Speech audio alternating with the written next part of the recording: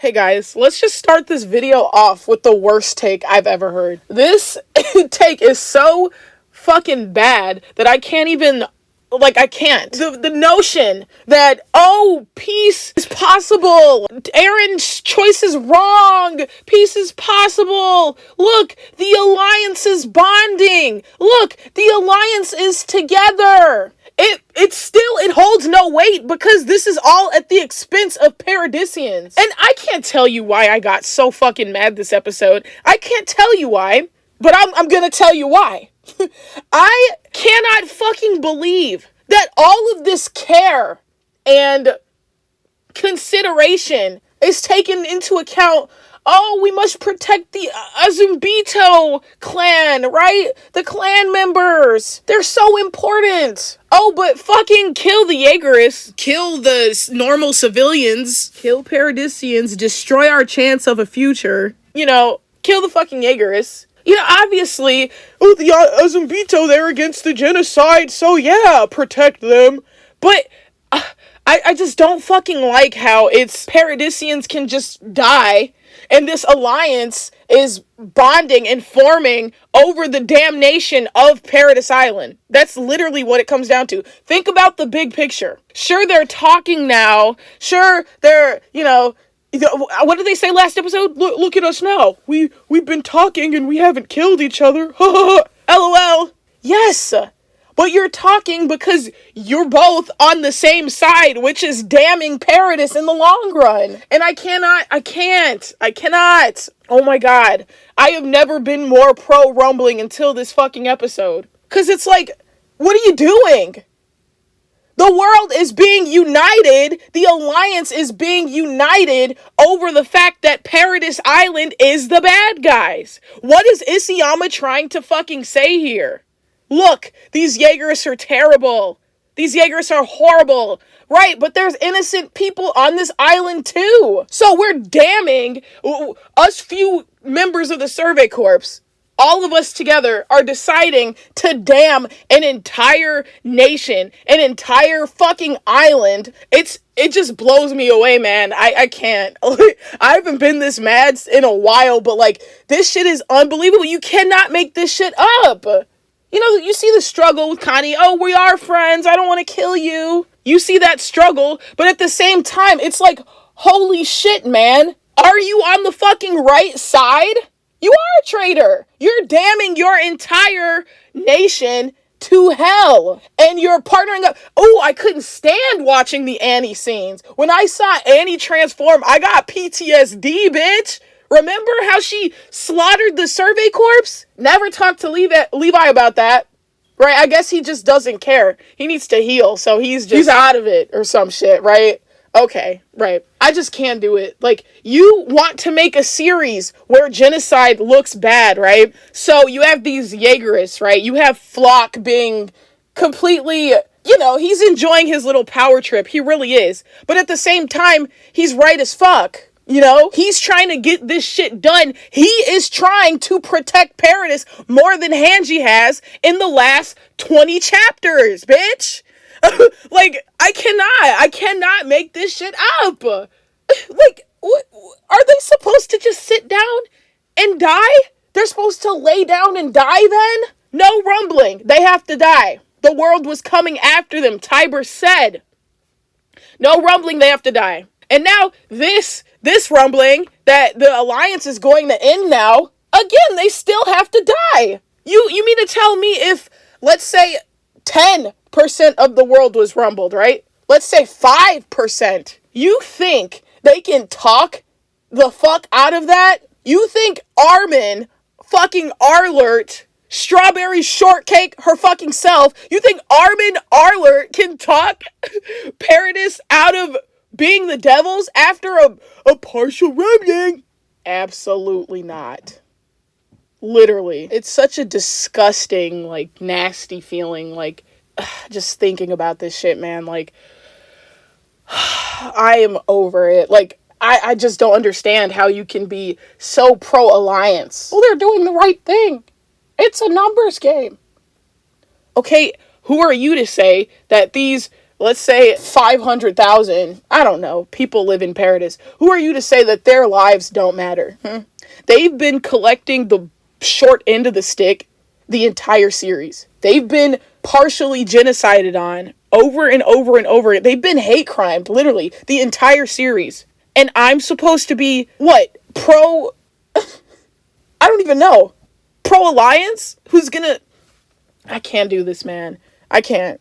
You know, I would kind of get it, right? If the Survey Corps had some other plan, right? If they had some other anything, you know, to ensure that Paradis could survive, right? And, you know, I read a really good post on, I think, Reddit about, you know, and you could see it by, like, looking through the manga. Also in the anime, I guess. They didn't really pay that much attention to it in the anime, but the Azumabito or whatever, Mikasa's distant relatives or whatever, they are not going to allow Paradis to trade with other nations, right? They're not going to introduce them to the world. Paradis has the Iceberg Stone or whatever, and the Azumabito want to monopolize on that, right? So they are literally refusing to introduce them to the world. So the 50-year plan, absolutely not, was not an option. Oh, on the surface it was one, but what's gonna... God. Like, I just don't even know where to start talking about this. I just don't even know how to talk about this. Because it's just dumb. It's asinine. They're supposed to lay down and die. There is no plan from the Survey Corps or other to get Paradis out of this situation. So they're just damned. They just have to be damned. And the alliance is built on that fact. That, hey... Paradis has to be damned. Let's just accept that. Let's stop the rumbling. Paradis has to be damned. Oh, but look, they're talking and they're hanging out. Oh, everything just looks so honky-dory. See, it's possible for opposite sides to get along. What are they getting along over? What are they bonding over? Paradis's demise. Hello? You know, there's no solutions offered. It's, yeah, we get it. You guys aren't devils, but... you know, this is what has to happen for the rest of the world. Yeah, we get it. We pushed Eren into a corner, and there's no other way for you guys to live with us. There's no way to coexist, but we're gonna stop Eren. Y'all with us? Yeah, we are. Armin and Mikasa. Yeah, we're with you. Sorry about killing you guys, like, prior to right now. Sorry about conducting our own little mini hate crimes on you guys. You know, up until now. Can you guys help us kill Eren? So then, like, we all can kill you in the future. What's appalling to me is the fact that there is just no other solutions. Isayama writes it this way, right? He writes the fact that there are no solutions but this genocide. Yet we're supposed to think that the series isn't a pro-genocide series. Like, hello? He could have easily made it so there's no blood difference between Eldians and everyone else, right? But he writes in that there is a difference, and that the world can test people to see who's Eldian and who's not, right? Because then we could have said, hey, the solution is, you know, like I said last video, everyone goes to sleep in the world at the same time. Everyone escapes Paradis and spreads out throughout the world, right? And just blends in, right? Like Grisha when he came to Paradis. Nobody knew he was from anywhere else, right? Nobody even knew there wasn't anywhere else, right? You know, that could have been a solution, but Isayama made it a point to be like, nope, there's blood testing. They can't do that. So it's literally one side's genocide over the other. So you cannot take a side in this series without being pro-genocide. And Isayama writes it that way. He does. If it wasn't, you know, to be this, he would have wrote in some loophole. He's the author, right? So to say you're pro-rumbling, what else are you supposed to be? No, I'm not pro-rumbling. I'm pro-Paradis getting genocide, actually. I'm pro the genocide that way. I'm pro-alliance. I'm pro trying to figure something out. Well, guess what? Trying to figure something out. In the meantime, Paradis gets destroyed. So then you're pro-genocide. It's one way or the other. He gives you no options. You know, it could have been so easy for him to write in Paradis having some sort of, like, time to figure something out. But he makes it so Paradis isn't given any time. Right? He makes it so Tiber makes that speech, gathering allies and whatnot. He makes it so they're literally knocking on Paradis's front door, ready to blow them all off the map. He writes it so there's a time constraint. He writes it so there's no other options for them. And he writes it so they're all just innocent, normal people trying to live their lives, right? everybody can get blood on their hands, right? But for the most part, the overwhelming majority of Paradise Island aren't like mass murderers, right? They aren't people who deserve to die. They aren't people with blood on their hands, right? They're normal, regular civilians. And so to be or not to be, that is a question.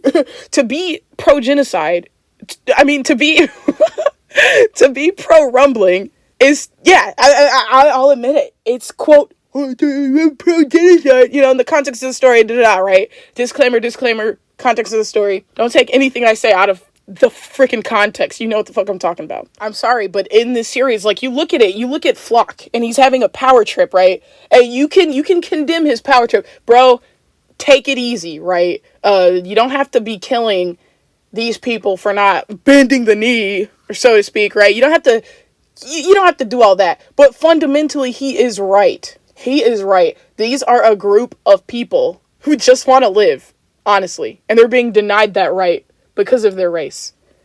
Oh, but they can turn into monsters. Oh, whoop-de-frickin-do, and you mean to tell me that, let me think of the friendliest Titan I know. You mean to tell me that Grisha is a monster and that he's inherently, bad just because his ability to turn into a Titan? Yeah, the point I'm just trying to make is Isayama could have wrote in options for Paradis. He could have done it. He really could have. There's no definite answer to racism, right? But you're the author. Use your imagination. So how am I supposed to be pro Paradis's annihilation? Anytime we get a Paradisian acting out, right, in this series, it's a response to antagonistic behavior from Marley. And I'm supposed to be anti-Paradis? I'm supposed to be anti-rumbling? When this is the only thing ensuring this group of innocent people's survival? What kind of person would I be if I said, yes, kill the scapegoat? Kill the scapegoat for world peace. Absolutely not gonna happen. Look, I'm a Libra, okay? I am all about justice. I'm an ENFP. I am literally all about fairness and justice, and that's not just, okay? Killing a scapegoat. Oh, well, neither is killing the millions of other innocent people, blah, blah, blah, blah, blah, blah. Okay, but they're the beneficiaries of this scapegoating from this group of people. What do you want me to say? I cannot sit here and be anti-rumbling. I can't. And don't be mad at me. Be mad at Isayama, who didn't write any other solution for Paradis. Any loophole, he filled it. Any loophole. Blood tests, right? Azumabito doesn't want to introduce them to the world, right? There goes a 50-year plan. Just literally any loophole, he fills it. He literally fills it. And so we're left with no options here. I don't even know what else to say about this. I just was so mad watching this. I was so mad watching it. And you have to wonder, what is Isayama's purpose in bringing a black man into this series, right? Throughout the entire series, we'd never seen anyone black, right? And he brings Onyonkopon into the series. So that's a writing decision, too. We have to think about that, too. So what is he trying to say by putting Onyonkopon in the series? Now, the first thought that came to my head, you guys can let me know what you think about it. I was thinking Onyonkopon is just in the series as a reminder that, hey, this is the real world, by the way, and Paradisians could be anybody, right? Who do we know in real life who has received the most racism globally ever? That would be black people, right? So we get Onyonkopon, right, in this series about racism. And I don't know what it says that he's anti-rumbling, right? I don't know what it says. I don't know what it's supposed to say. Because if you put a bunch of black people on one island, and the entire world was like, hey, scapegoat, scapegoat, scapegoat, you get the city of Chicago. No, but for real, you gotta think about it. This is a series where you're supposed to think. So think about it. What is his purpose in bringing Onyonkopon into the show? As we're opening up these Pandora's boxes of racism, right? Cycles of hatred. I think it's to show that this is a reminder. This is the real world. Paradisians could easily be black people. They could easily be Jews.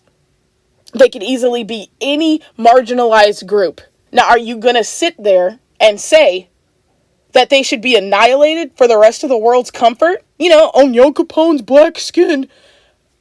could be a monster in the real world, right? Like, they do demonize black skin in our world that we live in today. Onyokapone could easily be a Paradisian. Paradisians could easily be a metaphor for black people. Could easily be a metaphor for Jewish people. Yeah, it probably is, honestly. And it's just like, I don't know what this series is saying at this point. I really do not. What the series comes down to is literally, which genocide do you prefer? The genocide of the scapegoat, or the genocide of the aggressors and oppressors? Sprinkle in some innocent people too. It's a hard decision to make. Like, I'm not going to sit up here and say, oh, this is an easy decision or whatever. It's not. But come on, I would not be in the alliance. I wouldn't do it. Working with people who have in the past genocided my people, I couldn't do it. I couldn't do it. Anyways, that's my rant, my spiel. I'm sorry. I just had to get that off my chest because I really needed to make that point. Anyways, this is my favorite shot. I don't know why. I just liked it. I just like this shot. I think it's pretty cool. Something that's irritating to me is how the Alliance is painted as these heroes. The music swells when they do this and that. When Reiner and what's-her-name transform, the music swells, triumphant, Avengers music, right? Like, they're doing something right. Like, honestly, both choices are wrong. Let's say that. I'll take that over, saying that one is right. Right? I'll take that any day. Because both choices are freaking wrong. There are no heroes on any side. Think about it. There is personal heroes for personal people, right? Like, Mikasa is Louise's hero. That's a personal hero. But to the rest of Paradis, in stopping the rumbling, Mikasa is not a hero.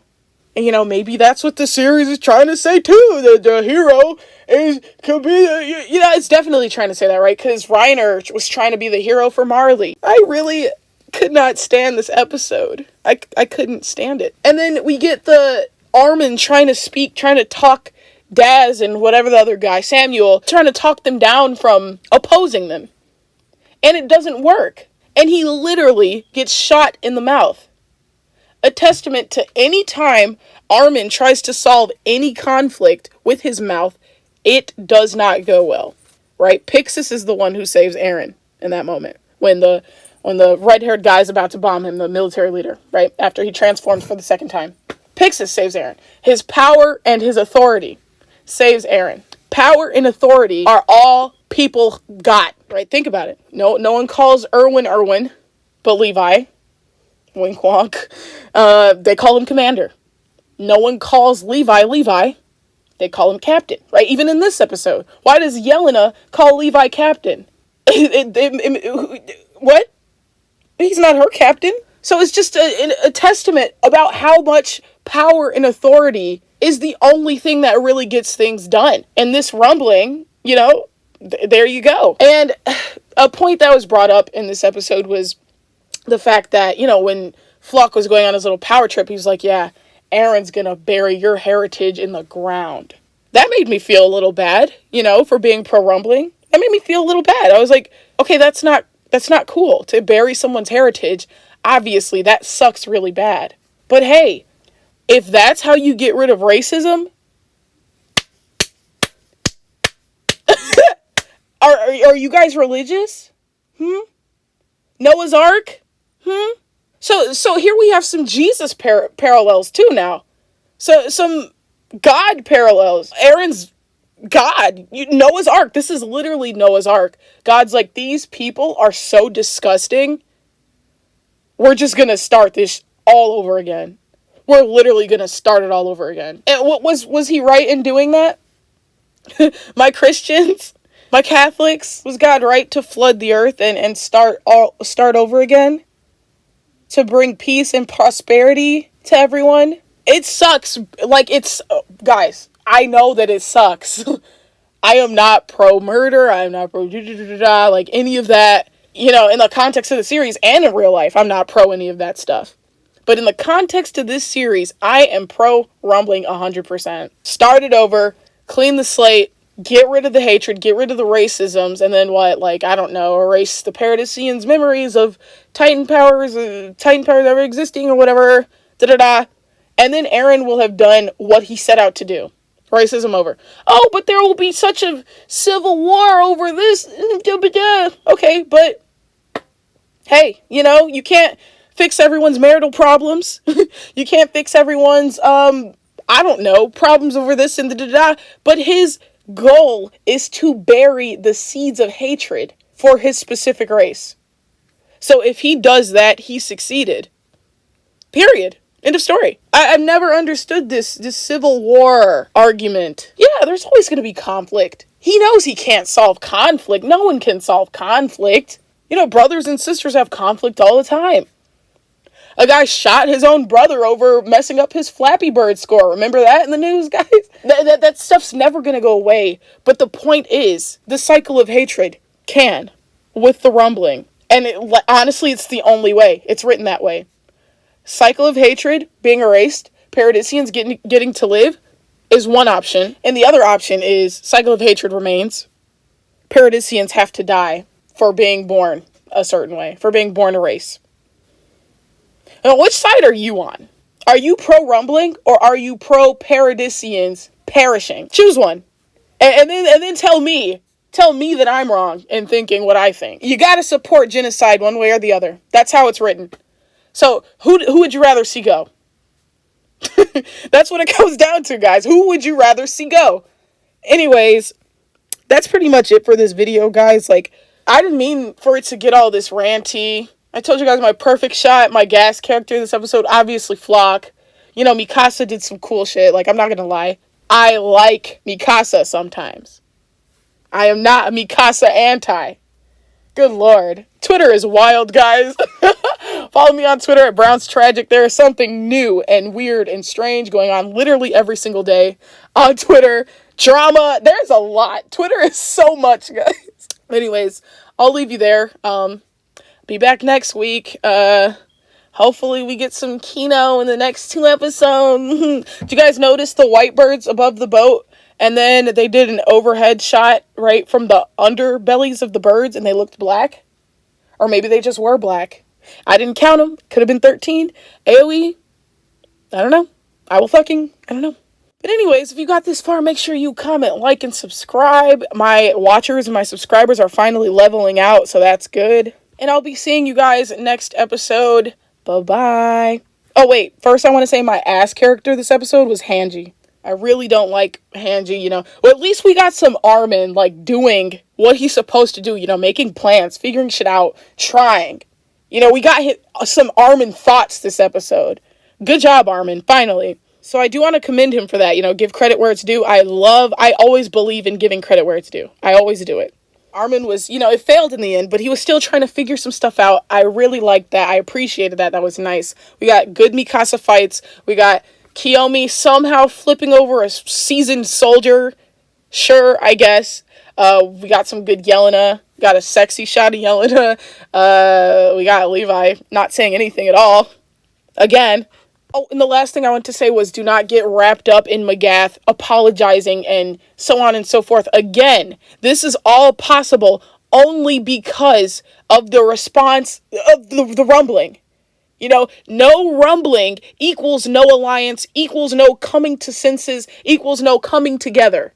Without the rumbling, they would still be very much separated. It's a catch-22. With the rumbling, they're separated. And then without the rumbling, they're separated. Put the rumbling in there, and then, the alliance forms. But you still have to ask yourself why it's formed.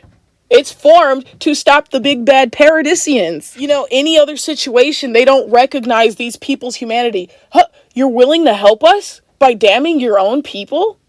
Let's work together then. You know, there is no amount of, like, a normal, hey, we realize you're human, and sorry, right? Only Reiner really has that moment. I realize you're a human. I'm sorry about that. This Magath guy's like, you're gonna help me?